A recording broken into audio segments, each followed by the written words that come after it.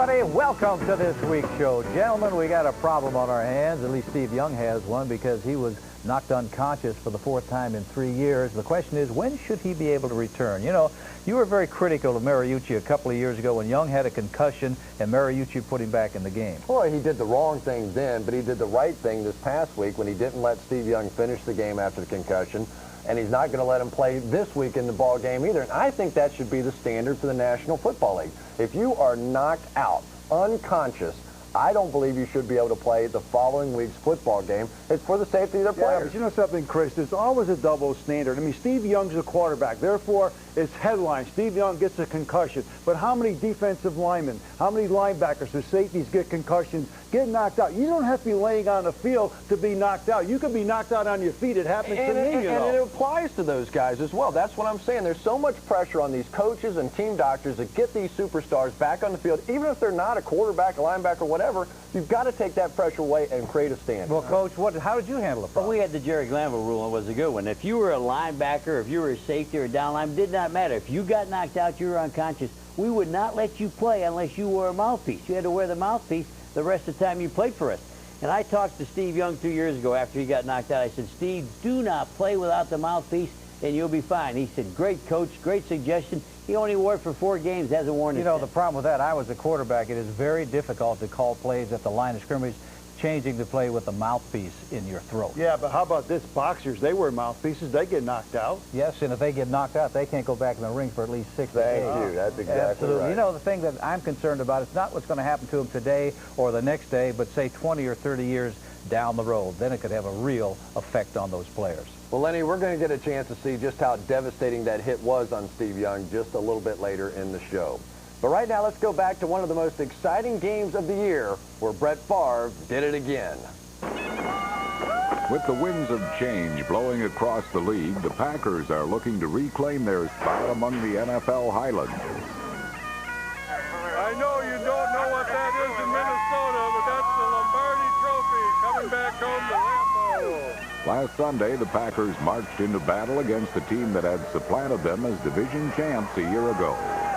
The Vikings had embarrassed Green Bay at Lambeau last season, a memory still fresh in the minds of the brave-hearted Brett Favre and his Packers. Don't leave anything on that field today. Take it all out in the game. Let's go. Let's kick some ass. Kick ass on 3. 1, 2, 3, kick ass! Minnesota drove 94 yards on its first possession, with Leroy Hoard's score giving the Vikings an early 7-0 lead. From there, however, defense took over the game. Back to throw, Cunningham from the end zone, throws the right side, it's intercepted. Antoine Edwards, 25, turned upfield, 20, 15, 10, 5, touchdown! Rookie Antoine Edwards' first career interception set the tone as both defenses clamped down on 2 of the league's most potent passers. Neither Randall Cunningham nor Brett Favre could get their teams into the end zone the next 2 quarters, as both quarterbacks seemed to be suffering bad air days. Come here, I want to show you something. This is just like we practiced it. Take a look at it. It's like we practiced it.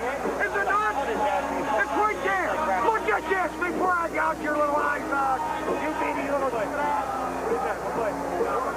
What I might do is one time come inside and just hit that guard inside and make him step up for real. Because he just stand back there and try to dance around. I don't care what John Randall has to say out there. Kick his little ass. You ran. He's turned around. I mean, throw it up above his head. They can't jump with me. Golly.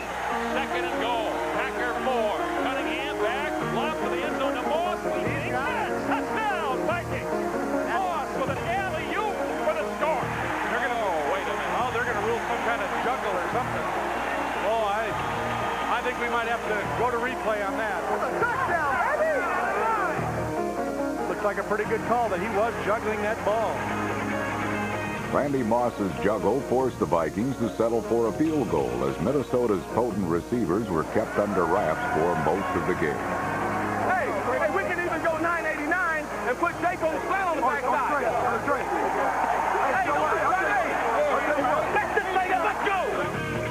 Moss Moss's second catch of the game finally gave the Vikings a late fourth quarter lead. Cox fires. Touchdown, Moss. The Vikings take the lead.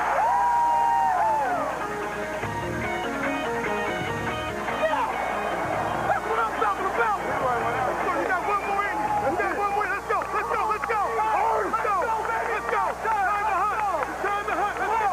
Release the hound. Release the hound. Four plays. Let's go.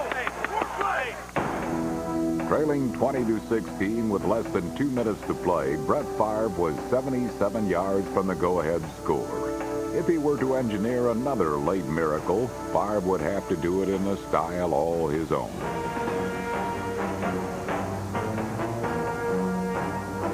Two weeks after guiding the Packers to a last-second comeback against the Raiders, Favre added to his legend with an even more breathtaking finish last Sunday. 45, Farben passing again, flips it over to Levens as he was being hit. Levens breaks a tackle, breaks another one to the 45 of the Vikings. Brett Favre is unbelievable. You don't like him if you're a Minnesota Viking fan, but he is one great quarterback. 43 seconds to go. Third down, 4 for the Packers. And Favre retreats, short drop, over the shoulder catch. Levens on that throw, short of the first down. 4th and 1.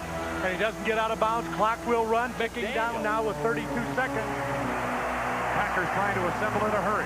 Football on the 23-yard line. They've got to get this. They can't get the football. 22 seconds remaining. Brett Favre needs to get a first down here. 4th down and a yard to go.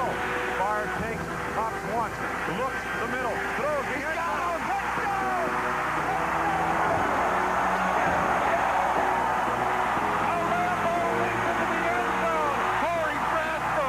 Oh my God, what a ball game. No one does it better than Brett Favre. They ought to put him into Canton right now. Everybody dug deep down inside to pull out everything they had to get done, man. A lot of young guys got a chance to grow up a little bit today. A lot of veteran guys showed what it takes to win, how you got to keep fighting back to win a game. I'm proud of all you guys, man. This is one here, that Lambeau Field out there. This is our house, man. And our house will not let us down, man. It's our house, man. This is a house that you guys have made sure that you fought your ends off to protect. So we got to keep doing that. It's okay, right. Stephen Davis and the NFL's #1 ranked offense made their second straight trip to the Meadowlands last Sunday, and this time it was Rick Meyer and the Jets who tried to keep pace. Meyer, play action, rolling right, setting up, throwing it down the middle. He's got Dietrich Ward. He catches that in the end zone, holds on, touchdown. Meyer's first touchdown pass as a Jet put his team up 7-0, but New York seemed to spend the rest of the day trying to give the game away.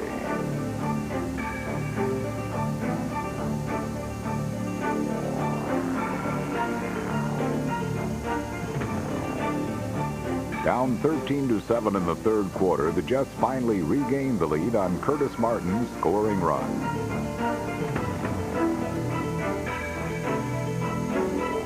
However, costly pass interference penalties helped give Washington one score, and the Redskins defense set up another by forcing a Meyer fumble in the fourth quarter.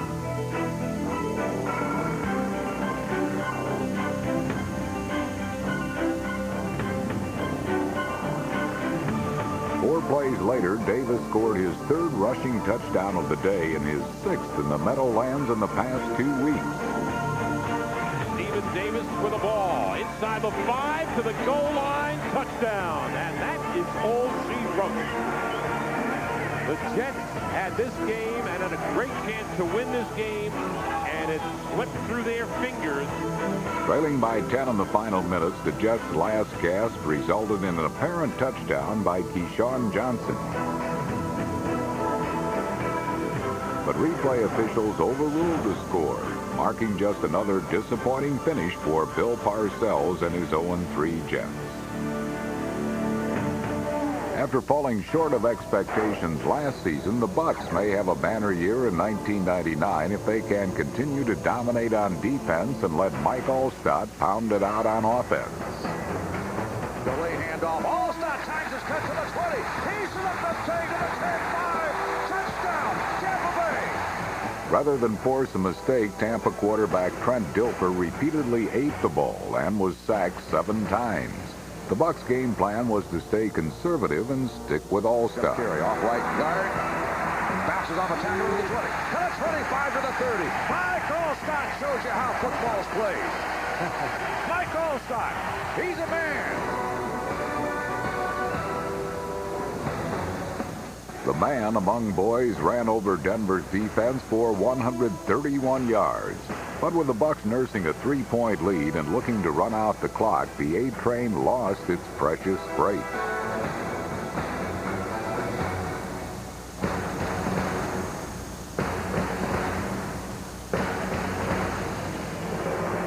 Tampa's defense needed to make one more stand, and it was led by a courageous Warren Sapp, who played the second half with 2 broken bones in his left hand. On Denver's final drive, Sapp was as disruptive as ever, occupying 2 blockers to allow Chidi Ahanatu a path to the quarterback. Here comes the start. Ahanatu got him at the 4-yard line. Ahanatu and Sapp. There you go, Buccaneer defense. This week, the 0-3 Broncos face the 0-3 Jets in a rematch that seems a far cry from last year's AFC Championship game.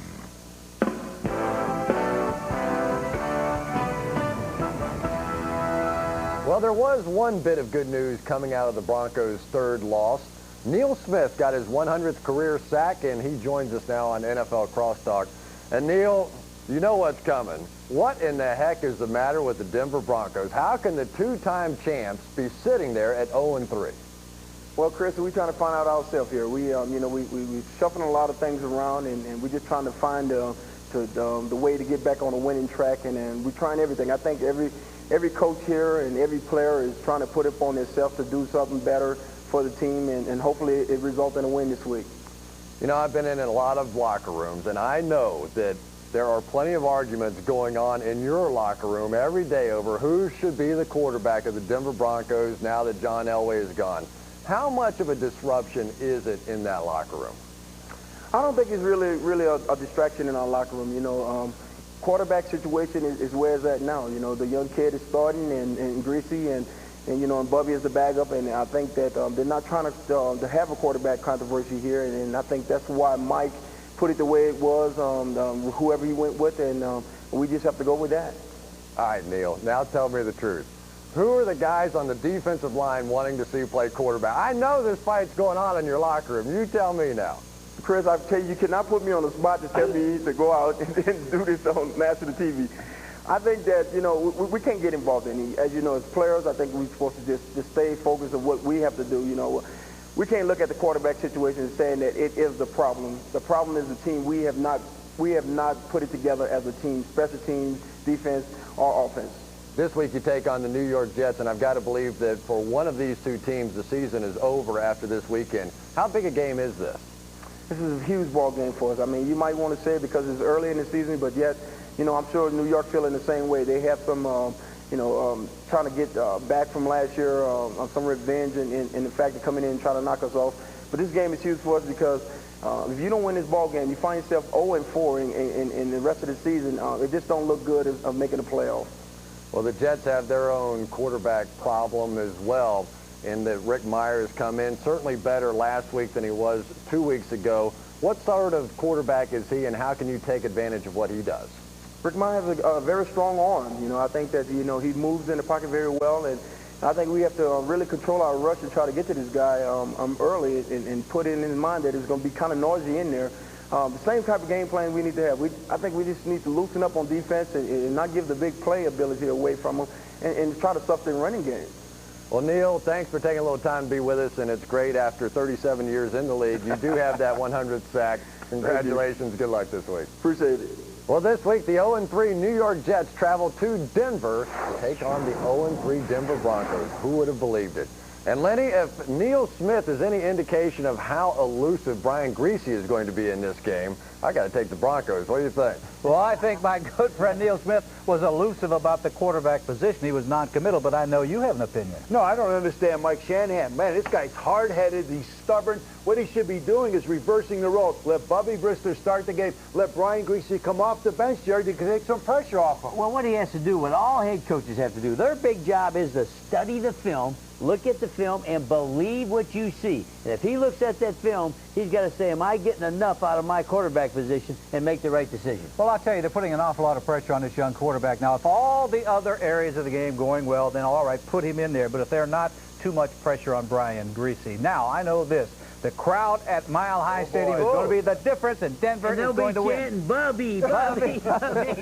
Who's going to win? Well, I too think Denver's going to win because I think the team that blitzes the most will win because I don't think either quarterback can beat the blitz. I'm going with the Broncos. Well, I think this is the week that the head coach, Mike Shanahan, sits down with Pat Bowlen. They break a little bread, and Pat says, you know, I think it's time for a change. The change will be made, Denver wins. I guess we got Denver's problem solved. With the Bubbies. They will no longer be 0-4. They'll be 1-3. Now, while we know both the Broncos and Jets are concerned about the quarterback position, that's not the case in Buffalo, where Doug Flutie continues to work his magic. In Buffalo last week, it was eat, drink, and be merry. And why not? The Bills were hosting the hapless Eagles. Dropping back again in the pocket. Now they rush and he fumbles the ball. This is ugly. I think you're being kind. While the Eagles were making blunders, the Bills were making history. Fires it out to the right. Reed's got it. That's 900 at the 35-yard line. Major milestone for Andre Reed. That's number 900. Only Jerry Rice and Art Monk have caught more passes than Andre Reed. Reed is now among the giants of the game, but it was the little man who once again made the Bills' offense move.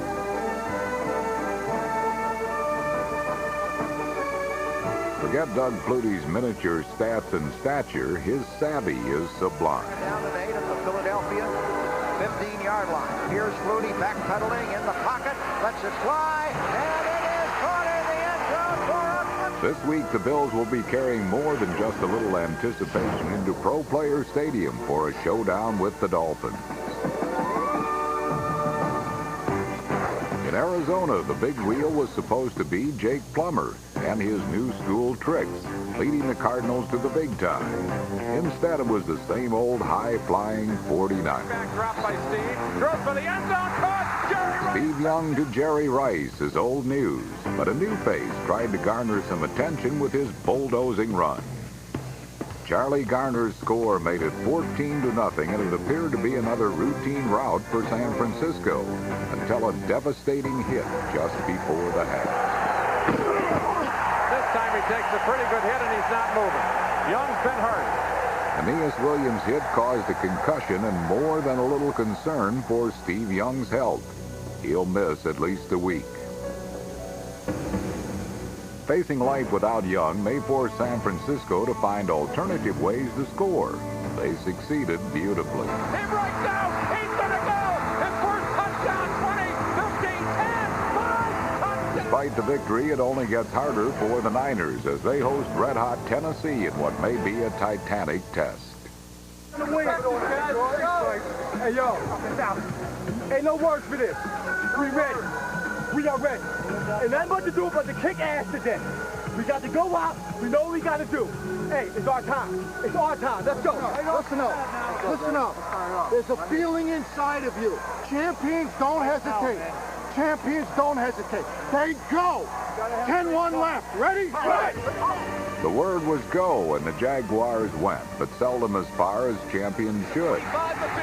James Stewart breaks another one. He's on the run at the 35 and the 30. James Stewart's 40-yard run led to a field goal, while one of the best catches of the year was called back by a penalty. And it is caught.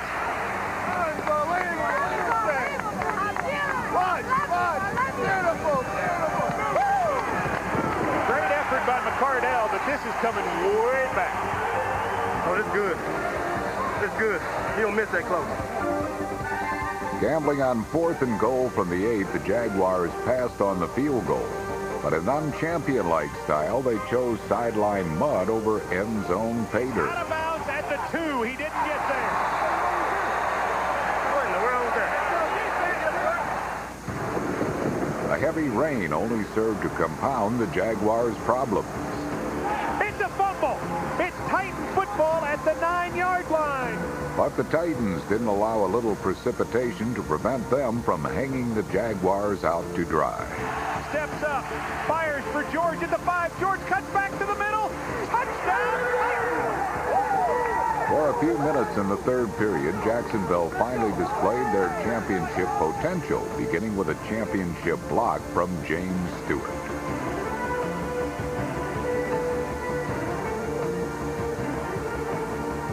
He tips it. It's caught by Smith for a touchdown. A minute later, the Jaguars extended their lead to 17-7. Quick throw outside, intercepted by Beasley. 20, 10, 5, touchdown Jaguars. The Titans rallied with 2 field goals, then took the lead on Neil O'Donnell's second scoring pass. Fires in the end zone for Roan. He caught it. He caught it. They don't even know what just hit him. For another moment or two late in the fourth quarter, the Jaguars responded like champions and drove 67 yards in 10 plays to the Tennessee 3.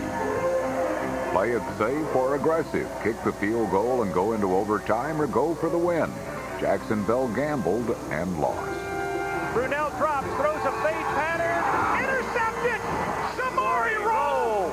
Now there is but one undefeated team remaining in the AFC Central. 3-0. What did I say?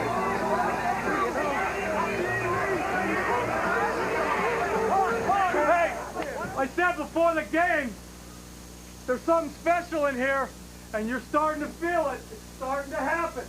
This was a hell of a job. All 3 phases. All 3 phases. I got one ball here.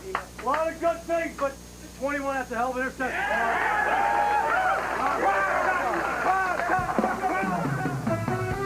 Coming up on Inside the NFL, Peyton Manning set a Colts passing record. And we look back at one of the greatest Colts of all time, the late Big Daddy Lipscomb. Big Daddy Lipscomb, the mystery that's never been solved. But there's no mystery as why the Titans are 3-0. It's because of the play of backup quarterback Neil O'Donnell. O'Donnell has won more games than all but 7 other active starting quarterbacks in the league. Brian Burwell has the story of this well-traveled veteran.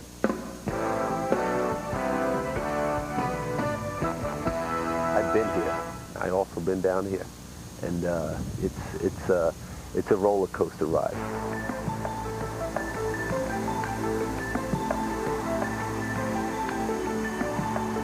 Neil's experience over the last few years with the different organizations, the different clubs, I think has helped to build character.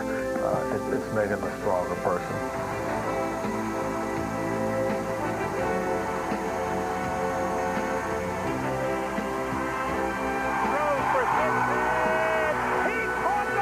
What a catch! Only 4 years removed from a Super Bowl season with the Pittsburgh Steelers, Neil O'Donnell spent 2 stormy seasons with his hometown Jets and one with the pitiful Bengals, who last spring released him even though he was the 6th best passer in the league.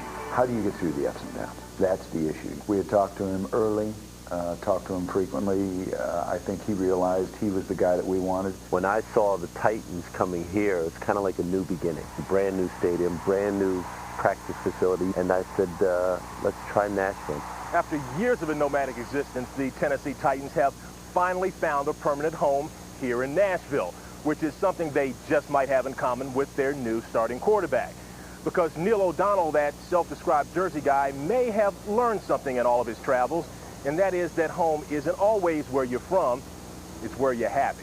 For a guy who grew up and was raised in New Jersey and saying he likes Nashville, you know I'm happy here. You know, it's a different style living here, but I really enjoy this city. For the first 6 years of his career, there was plenty to be happy about. The Steelers were a perennial playoff team. But in '96, he left the security of the Super Bowl runner-ups, lured by the free agent millions, first to the rebuilding Jets and then to the 3-13 Bengals. You could make the big money and the big contracts and things along those lines, but if you're losing, I mean, you come home and you're in a horrible mood. Looking back on the 4 straight years we were in the playoffs, those years weren't like that. I mean, it was like, boom. Then you look at last year, it's like, oh, I thought I'd play 2 seasons in one. So O'Donnell took his time picking a new team this go-round, signing a 1-year deal right before training camp. And so far, it's worked out. When starter Steve McNair went down in the first game with a back injury, the veteran O'Donnell stepped in, leading the unbeaten Titans to victories over the Browns and Jaguars. I told Neil, make this decision hard on us when Steve comes back. And it was a vote of confidence in front of his teammates, and he so far has taken that challenge. When Steve comes back and he's ready to play, you know, hey, you don't lose your job to an injury. I'm a strong believer of that. I just want to just keep this thing rolling, you know, and whoever's pulling the trigger in there, let's just win, fellas. Let's just win. With free agency looming again in the offseason, O'Donnell knows how valuable a proven veteran passer can be in the open market. The question is, does he want to chase the big bucks again or stay where he's comfortable? We can give him a job for a number of years.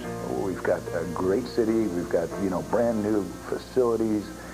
He feels comfortable, and maybe he's been through that money thing. If we're lucky enough to keep him, I mean, we will be thrilled to death. It gets hard, especially when you have a family. When you have to pick up your family and then move them to a new city.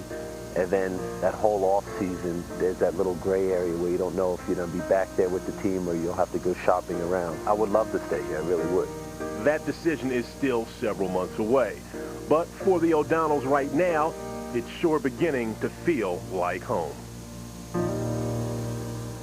Well, one thing we've learned this year is the value of a backup quarterback. And the battle of backups this week as the Tennessee Titans travel to San Francisco to take on the 49ers. Neil O'Donnell against Jeff Garcia in this one. Yeah, and they see whether or not the Titans can get to the same level as the 49ers. But the 49ers made a big improvement in the offensive line last week. Derek Deese moved to offensive tackle, opened big holes for Gardner and Phillips. Jerry, these guys gained over 200 yards rushing. This week they play a tough Titan ball club, though. You're talking about rushing. Let's go look at pass protection, though. They're still knocking the quarterback around. And I don't care who plays quarterback for the 49ers. Whether it's Steve Young, Joe Montana, or whoever. They're going against a hard-nosed, physical, tough team. Quarterback's going to take a beating again this week. Well, you know, the big thing when you look at the 49ers, their defense was certainly better last week. Their running game was so much better than what it has been in the past. But that was with Steve Young at quarterback. And when Jeff Fisher has an entire week to game plan against Jeff Garcia, I don't think that Charlie Garner and Lawrence Phillips are going to have nearly that kind of a day. I'm taking the Titans.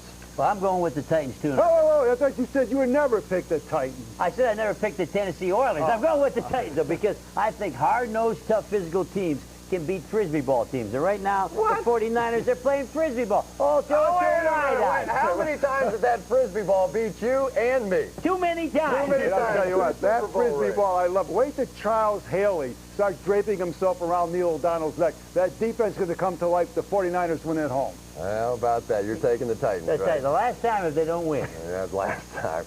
Well, now let's turn our attention from San Francisco down the California coastline to San Diego, where we listen in on new Chargers head coach Mike Riley, who has all the flash and color of our own Jerry Glanville. Everything okay? Good. Lie to me if it's not. Just kidding.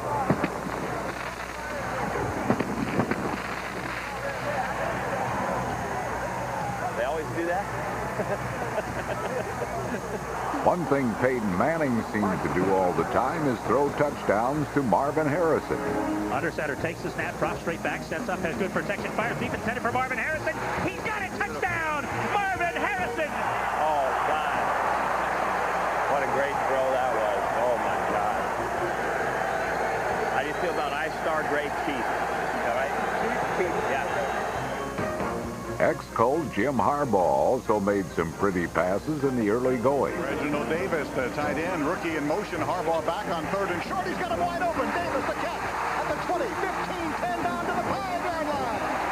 Reggie. Run the ball, Pete. Run the ball. Natron Means' touchdown cut the Indianapolis lead to 10-7.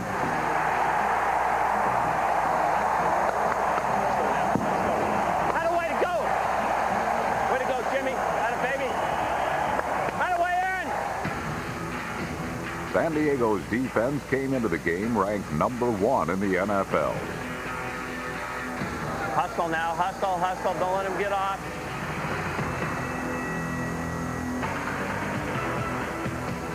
That away. The Colts defense was just as tough. But it was special teams which gave the Chargers a 14-10 lead. The field position here. The Young. They blocked it. They blocked it. It's free. It's loose. It's in the end zone. Oh my God! Yes! There it is! We did it! We did it! We did it! Nice job, Bruce. Got it, baby. Got it, baby.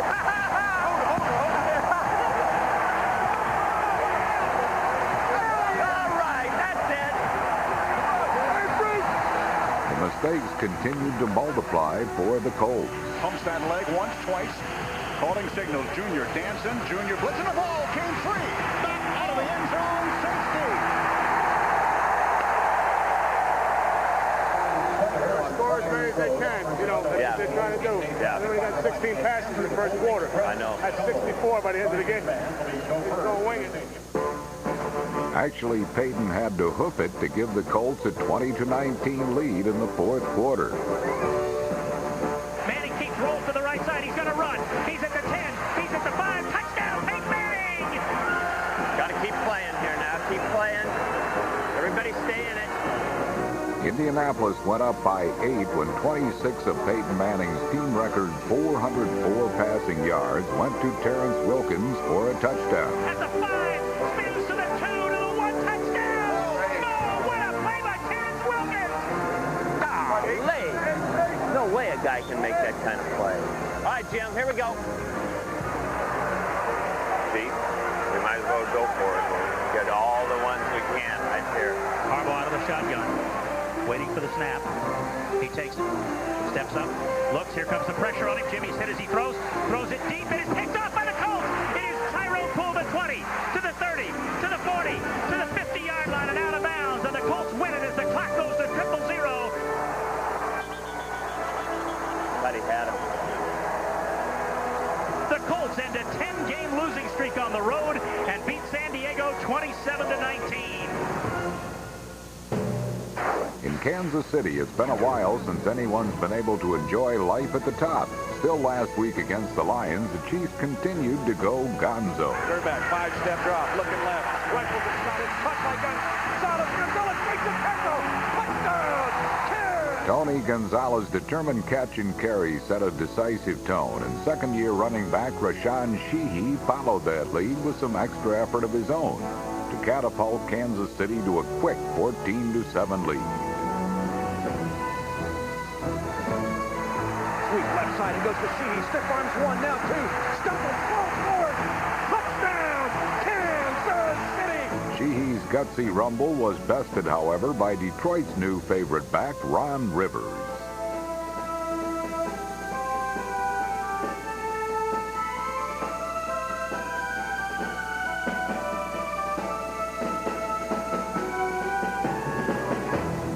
Rivers' grinding gumption would have been the play of the day had it not been for the sweet spiral of Elvis Gerback and the clarion catch of Joe Horn. Play action fake to Sheehy. Gerback on deep. It is a diving catch. A touchdown, Kansas! At 2-1, Kansas City is all smiles atop the AFC West heading into this week's intra-divisional game at San Diego. In Pittsburgh, it may be time to rebuild, and while an I-beam might strengthen an underwrought offense, there's no doubt that the Steel's first quarter collapse was riveting.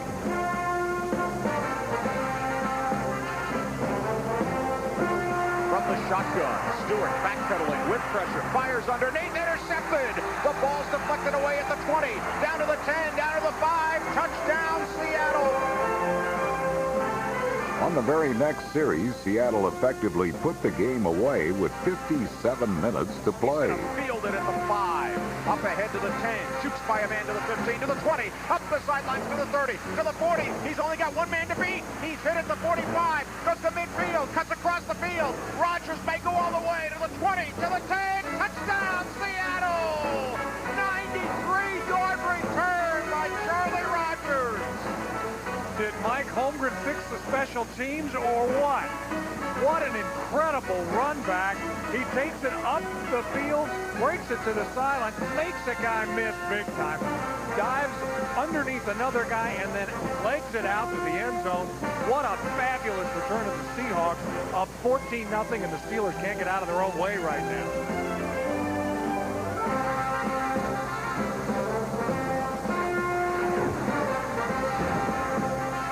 Two consecutive wins have the Seahawks starting to soar. And while last week was a runaway romp, this week figures to be a little tougher as Seattle will host the rival Raiders, who last week hosted the Bears. Gladiatorial Guises are a Coliseum favorite, of course. And if he continues as he has so far, new quarterback Rich Gannon will be as well. Mickens and Brown, right jet, left, Gannon back to pass on 3rd and 9, throws, end zone.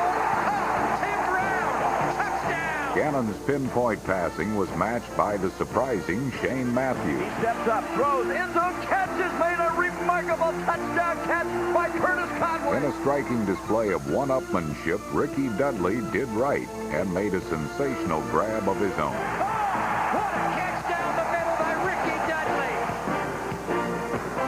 Undaunted, the Bears countered and took a lead headed into the fourth quarter. Back to throws, Matthews blitz coming, he gets rid of it, completes it in open field, 10, 5, touchdown Bears! Trailing by 3 points in the final stanza, the Raiders hunkered down and used some old-fashioned power running to mount a drive.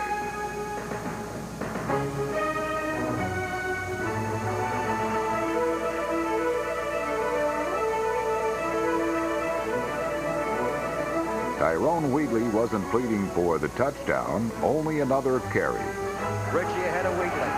Mickens left. They give it to Wheatley right. He's got room. Cuts back. Wheatley's in. Touchdown, Raiders. Wheatley's extra efforts paid off in the form of the second win in a row for head coach John Gruden, who finds his Raiders tied atop the AFC West.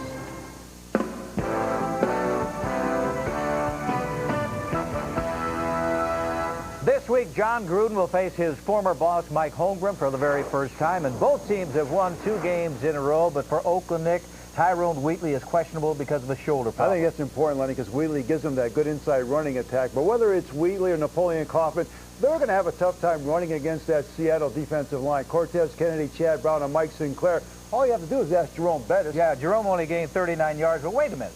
What do you think this defense for Oakland is? Chopped liver? No. They are good. They are real good. Matter of fact, with Russell Maryland and Darrell Russell, they lead the National Football League in the least number of rushing yards. And they also have 12 sacks this year. That's not bad. But I think the engine that runs that Oakland offense, Rich Gannon, I'll tell you what, he is finding James Jett down the middle, combine him with Tim Brown. Oakland wins this game. Rich Gannon is doing a wonderful job. Just 1 interception so far this season. Oakland is taking the ball away 10 times. That leads the National Football League. They're not committing any of those dumb penalties. So we agree. We like Oakland. Right. We like Oakland. They agree. Let's see if we can agree on something. This week, Tampa travels to Minnesota to take on the Vikings. How would you like to be Trent Dilfer? How would you like to be the quarterback at Tampa? You're not allowed to throw the football. You take 7 sacks. How are you ever going to win a game and come from behind? I don't want to be Trent Dilfer. I have to criticize myself. But the reason that they play that way is because they have the best defense in football, and they have a tremendous running game with Mike Allstott back there. So what did the Minnesota Vikings do? They went out and re-signed Jerry Ball, got him in a trade from the Cleveland Browns to take up space and allow Robert Griffin to come in and make those tackles. The Vikings going to win this one. No way, you forgot. Jerry Ball was there last year, and guess what? The Tampa Bay Buccaneers rushed for over 250 yards and won the football game, and they'll do it again. But that game was in Tampa, and now they're playing in Minnesota. That's the difference. The Vikings are going to win. Well, the Bucs and Vikings have a yearly rivalry, but the expansion Browns have a natural rival, Art Modell's Baltimore Ravens. In Baltimore, both the old and new Browns met for the first time in what promises to be a bitter rivalry. Everybody get to the ball carrier. Let's get a takeaway. Let's get a takeaway. Hey, it's a knockout on 3. 1, 2, 3, knockout. Starting his second game for a franchise that's only 3 games old, Tim Couch suffered 4 sacks, including one that led to an easy Baltimore touchdown. Steps up in the pocket, got sacked again. He fumbled inside the 5, and the Ravens have it.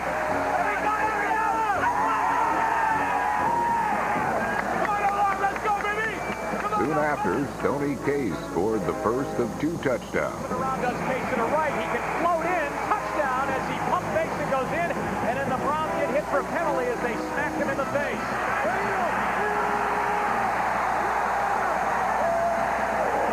and not score. I mean, I don't count that as a touchdown down there. The drive starts on the 1. The Browns defense displayed marked improvement with 3 interceptions. Unfortunately, they produced mixed results. Throws, it's going to be picked off by Lenoy Jones of the Browns. Inside the Ravens 20 to the 18, then he fumbled the ball, and the Ravens may have recovered it. We got to hustle him, out hit him, out hustle him, and out take him in the fourth quarter now. Cleveland finally scored on a beauty by couch to fellow rookie and roommate Kevin Johnson. Throwing corner of the end zone, touchdown! He's got Kevin Johnson again! Ravens president David Modell was in anguish with his lead now just 7 points. Nice fade route with Kevin Johnson. Kept on his route and made another great touchdown catch. Boy, are those two in sync. The Browns had one last chance to score. They want to throw the ball downfield, but we wanted to check it down. Check it down. All kinds of blitzers coming. Couch looking long. Kevin Johnson's going to go up for it with Chris McAllister, and it's intercepted by the rookie McAllister. Yeah, baby! Yeah! That's the way, Jamie. Way to go, baby. Good way to go, baby. That's the way, big man. It is a win. It's a hard-fought win. And you're going to look at the film, and you're going to see we did some ass kicking. Now, we made some errors that made that thing a hell of a lot closer than it should have been. That's an NFL football team. They play hard. You play just a little bit harder. Last Sunday's game with New England marked the return of Jason Sehorn to the Giants secondary. But it was New York's offense that got the early leg up. Graham throws, touchdown! Nobody was covering LaShawn Johnson. He was uncovered. The Patriots were napping. Yet both offenses spent much of the evening in forced hibernation. Drew Bledsoe brought New England back by firing a Patriot missile to Terry Glenn. Right side, leaping catch inside the 5-yard line. Terry Allen capitalized to even the score.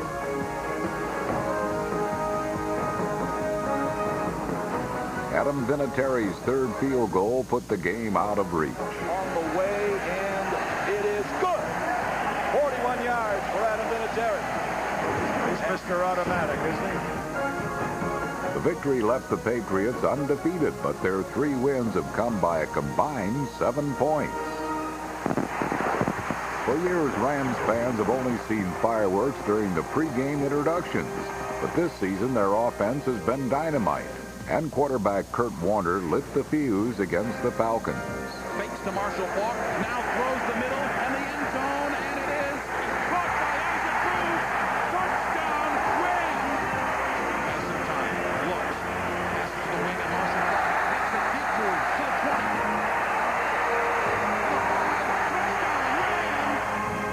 While the former Arena Leaguer threw 3 touchdowns, Atlanta's casualty list continued to mount when Chris Chandler re-injured his hamstring. He started to limp before he went down. Chandler back onto the turf after getting up, now down, writhing in pain with that hamstring. Adding insult to injury, Warner rang up another touchdown for the NFL's 4th-ranked offense. He'll take the quarterback draw. Yeah. All right, Kurt, get one for yourself, baby. While Dick Vermeil and first-place St. Louis are crying tears of victory, Bengal fans are crying for a different reason. Cincinnati managed to avoid Hurricane Floyd by 2 weeks, but they were just in time for the gathering storm of Tim Biakabatuka. Berline hands off. Biakabatuka sweeps the right side to the 40. Off to the races. 50. Down the far sideline. He's to the 30. He's to the 20. He's gone. Touchdown. What a run by Biakabatuka. Biakabatuka's run was the longest in Panther history, but records are made to be broken. It took Hurricane Tim only 2 quarters to blow past his old mark. Back the other way and room to run now. Berline throws a block. Here's Biakabatuka to the 50, to the 40. It's a foot race. To the 20. He's going to score again. Touchdown. When the storm subsided, George Seifert had his first win in Carolina, while the Bengals are still looking for their first victory. George Seifert and the Carolina Panthers next turn their attention to the high-scoring Washington Redskins. And we turn our attention to some stories you may have missed in this week's Inside Update. This week, Giants running back Gary Brown returned from his knee injury. Brown gained over 1,000 yards last season despite not starting until week 5, and New York desperately needs him. They are 31st and last in the NFL, averaging just 56 yards a game on the ground. The Cowboys' Deion Sanders, long considered the best cover corner in the league, makes his return from a toe injury. Kevin Smith, the Cowboys' other corner, is practicing this week, but is still doubtful for Sunday. Last Sunday, Miami Dolphins rookie Demetrius Underwood was found on an East Lansing street bleeding from his neck with a knife wound that was self-inflicted.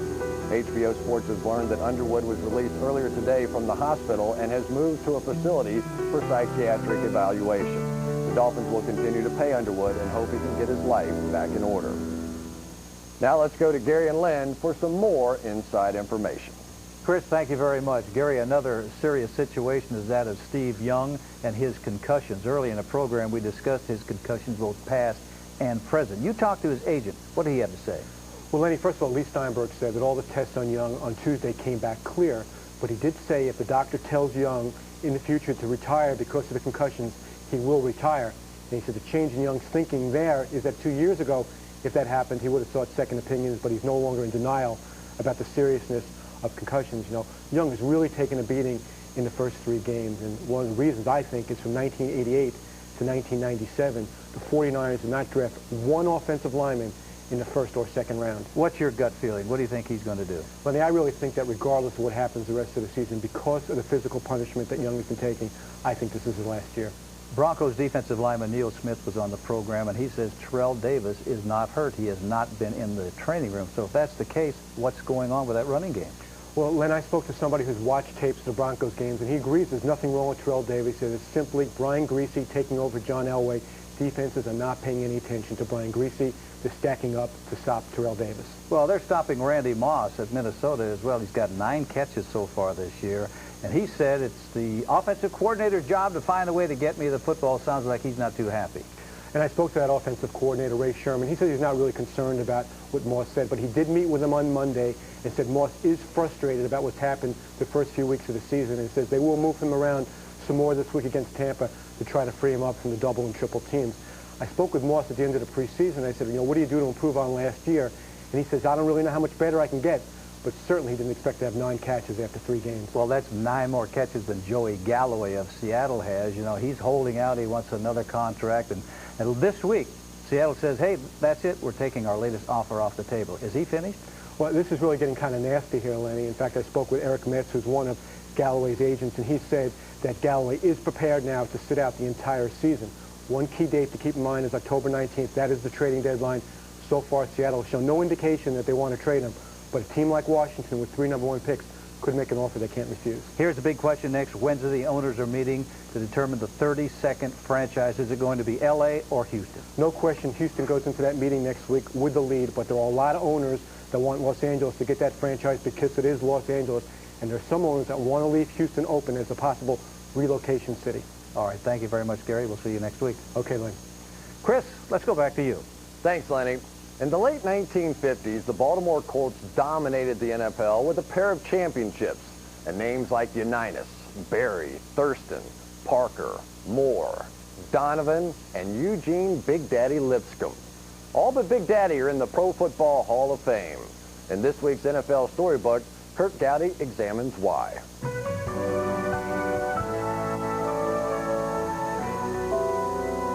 On May 10th, 1963, Eugene Big Daddy Lipscomb died from an overdose of heroin. At camp, Lenny Moore and myself would have to tie him down like a hog, hold him down while they give him a flu shot. So how in the hell are they going to shoot himself with the needle? I don't believe it. When they found him, he had no money on him, he had nothing. So we feel that somebody probably put him to death. He grew up in a Detroit ghetto, then did his basic training with the U.S. Marines. When he arrived at the NFL in 1953, Big Daddy ran down more than a few good men. Lipscomb was really probably the first big man who was effective in football. And he wasn't a fat guy. He was a big guy. He was tall, and he was thick. And he could move, and he was strong. And, you know, it's just a shame he didn't have enough discipline in his life to take care of himself.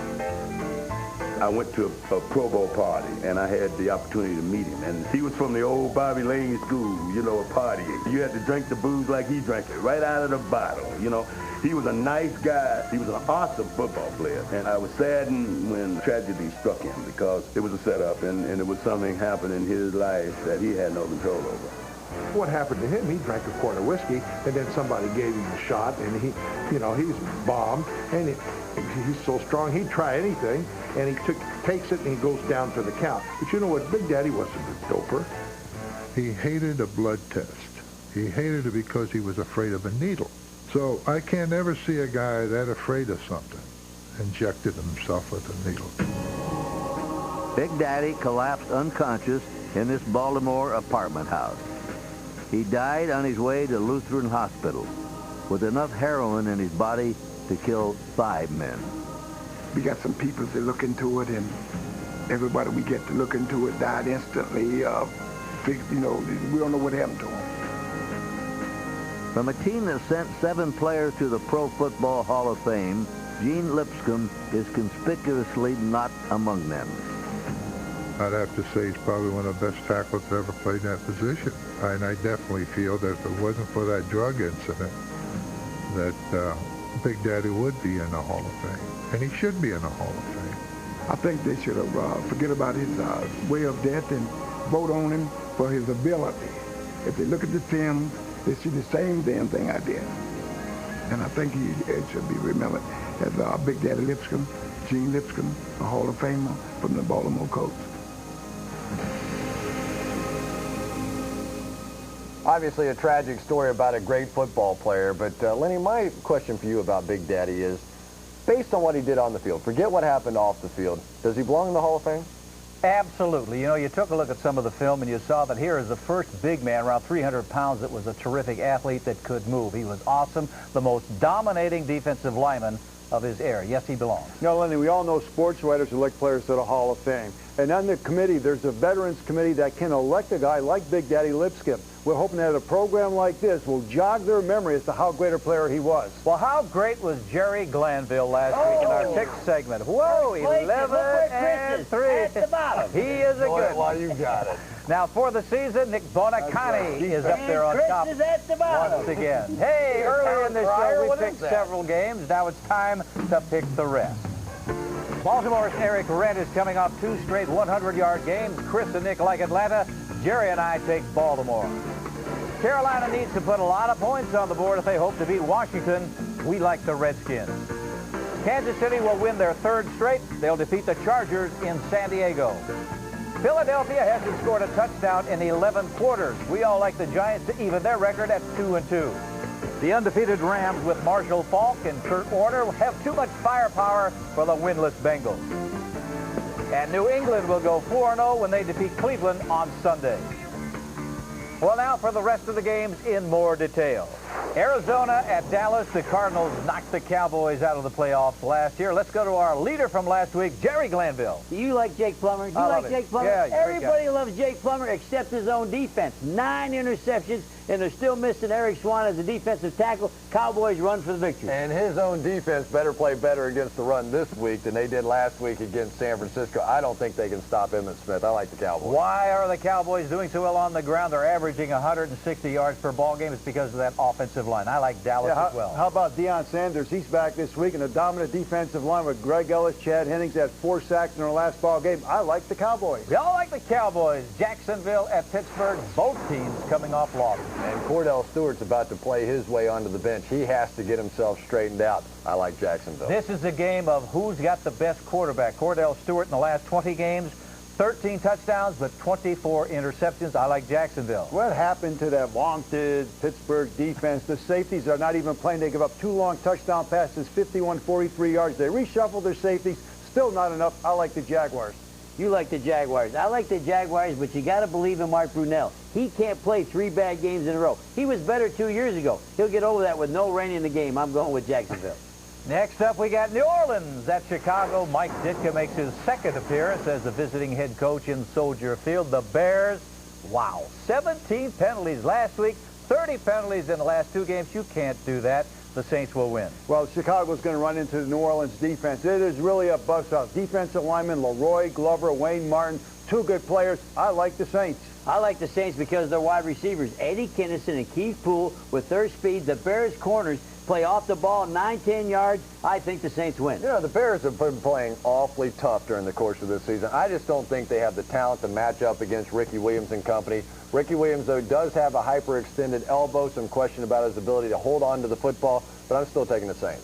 There's no question the biggest game in the AFC is Buffalo at Miami, and the Dolphins knocked the Bills out of the playoffs last year. And Miami's cornerbacks are Sam Madison and Terrell Buckley, two good ones that go up against Eric Mose and Andre Reed. A lot of grabbing, a lot of holding, a lot of flags, but Miami's defense will prevail. Dolphins win.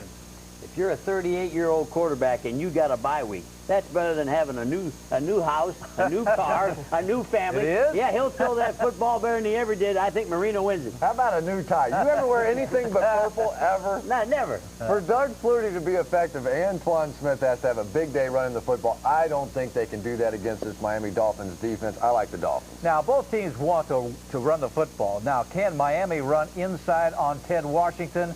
Yes, they can. I think Miami is going to win. Well, that's our show for this week, but next week we'll be taking the show on the road to New England to showcase the first-place New England Patriots. And remember, Inside the NFL premieres each Thursday evening at 11 p.m. If you miss any part of it, you can catch it again Fridays at 7 p.m. and Saturdays at 11 a.m. Those times are Eastern and Pacific. So, for Nick, Chris, and Jerry, I'm Len Dawson saying thank you very much for watching the show the pros watch, Inside the NFL.